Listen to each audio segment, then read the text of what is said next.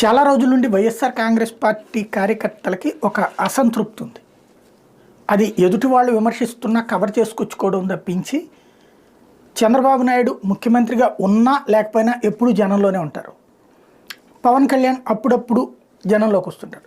జగన్మోహన్ రెడ్డి సీఎంగా ఉన్నటువంటి వీడప్పుడేమో అంతకుముందేమో కంప్లీట్ ఓదార్పు యాత్ర లేకపోతే పాదయాత్ర జనంలోనే ఎక్కువ కాలం ఉన్నటువంటి జగన్ ముఖ్యమంత్రి అయ్యాక కేవలం ప్రభుత్వ కార్యక్రమాల్లో తప్పించి జనంలోకి రాల.